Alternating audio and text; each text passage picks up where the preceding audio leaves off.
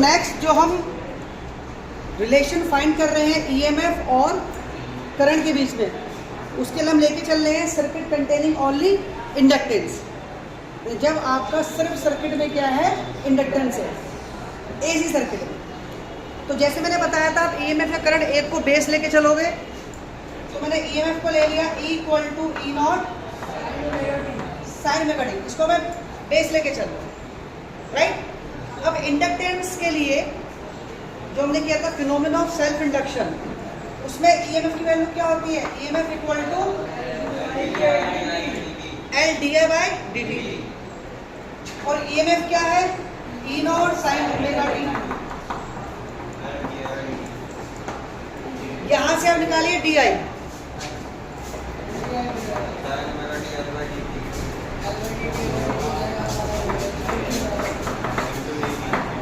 ये आपका आ गया डी आई। अब डी आई से क्या निकालना है आपको, आई। भाई आपने ईएमएफ तो निकाल लिया है, अब यहाँ से अगर आपको आई निकालना है, डी आई से आई निकाल, तो क्या करेंगे, इसको हम इंटीग्रेट। चलिए इंटीग्रेटिंग बोथ साइड, ये हो गया आपका आई E0/L,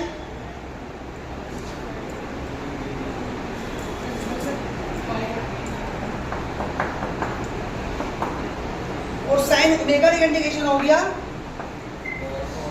-cos omega T by omega, integration low sign omega T -cos omega T by omega, ये आई की वैल्यू आ। लेकिन अभी हम इस आई को ई से कंपेयर नहीं कर सकते, क्योंकि एक तो ये फंक्शन सेम नहीं है, एक में साइन एक में कोस है। दूसरा, जब यहाँ पर E टेंड्स टू E0 है, यहाँ पे I टेंड्स टू I0 नहीं है, तो यहाँ पे I0 होना चाहिए और ये साइन का फंक्शन होना चाहिए, तो मैं दोनों काम करने हैं।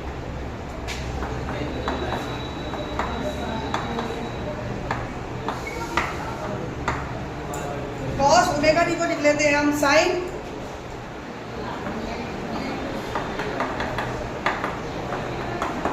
sin 90 minus theta, cos omega t हो गया sin 90 माइनस ओमेगा टी। अंदर से माइनस कॉमन लोगे तो बाहर माइनस हट जाएगा,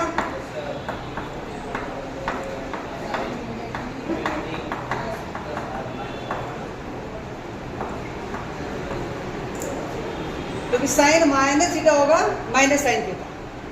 एक काम तो हो गया, ये साइन की फॉर्म में आ गया। अब यहाँ में क्या लेना है, आई नोट। आई नोट क्या है, करंट की मैक्सिमम वैल्यू, करंट की मैक्सिमम वैल्यू, यानी हमें इस इक्वेशन से करंट की मैक्सिमम वैल्यू फाइंड करनी है। और करंट की मैक्सिमम वैल्यू डिपेंड करेगी इस फंक्शन पर, ये तो कांस्टेंट है, तो आई का मैक्सिमम या मिनिमम होना डिपेंड करेगा साइन के मैक्सिमम और मिनिमम होने पर। तो आई टेंड्स टू आई नोट कब होगा, जब आपका साइन मैक्सिमम होगा, और साइन की मैक्सिमम वैल्यू क्या होती है, 1, यानी आई बन गया आपका आई नॉट, जब ये हो गया 1, आई क्या बन गया, आई नॉट, जब ये हो गया 1, तो यहाँ से आई नॉट की वैल्यू आ गई। इसका मतलब ये जो हमारे पास था E naught divide by omega, इसकी वैल्यू क्या आ गई, आई नॉट। इसका मतलब I = I naught sine omega t minus pi by. अब ये हमारे स्टैंडर्ड फॉर्म आ गया। अब आप 1 को और 5 को कंपेयर करें, तो यहाँ पर फेस है ओमेगा टी, यहाँ पर फेस है ओमेगा टी माइनस π/2, तो किसका फेस ज्यादा है,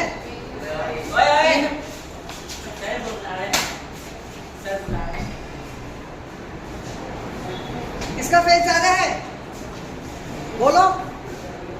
यानी आपका ईएमएफ का फेज ज्यादा है, किससे, करंट से, कितने, उससे π/2। इसका मतलब ईएमएफ लीड कर रहा है करंट को, कितने फेज से, π/2। तो आप लिखोगे ईएमएफ लीडिंग करंट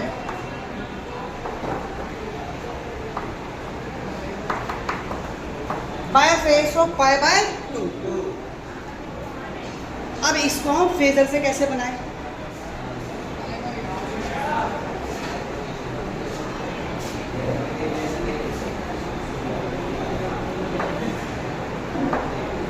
ये हो गया ईएमएफ हो गया, ये आपका स्टार्ट कहाँ से है? ओरिजिन से।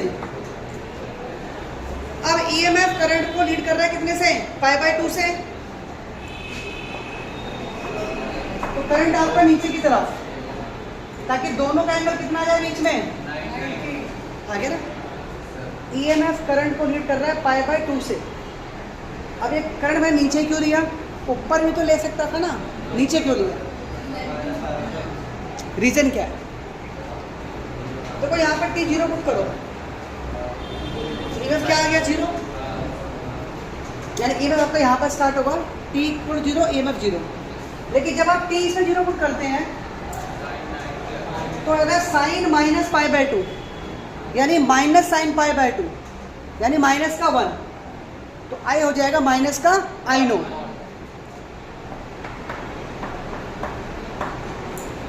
जब EMF 0 है तो करंट की वैल्यू -I0 है। P = 0 पर EMF 0, करंट -I/2, इसके नीचे की तरफ दिखाया मैंने, ठीक है। अब इसका वेव फॉर्म बनाओ। ये आ गया EMF के लिए,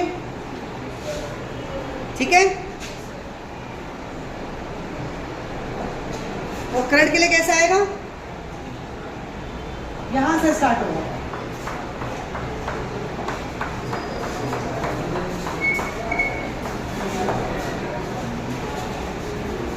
तो EMF 0 यहाँ था P के लिए, इसलिए यहाँ से स्टार्ट किया। इसमें T = 0 पर आपका I है I0, तो मैंने यहाँ से स्टार्ट। तो इसका ये फेजर और वेक्टर फॉर्म क्लियर है। अब इसमें एक चीज समझ वाली और है बेटा, वो देखनी है हमें।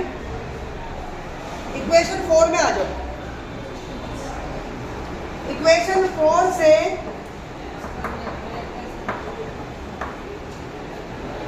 ईएमएफ और करंट का रेशियो निकालो। क्या आता है? Omega L. पोटेंशियल और करंट के रेशियो क्या कहते हैं हम? रेजिस्टेंस। लेकिन यहाँ तो रेजिस्टेंस नहीं है, यहाँ तो इंडक्टेंस है। यानी ये जो क्वांटिटी है ये इंडक्टेंस के केस में एक रेजिस्टेंस की तरह वर्क करती है। और इसको हमने क्या कहा? Inductive reactance. Inductive reactance XL से रिप्रेजेंट करते हैं।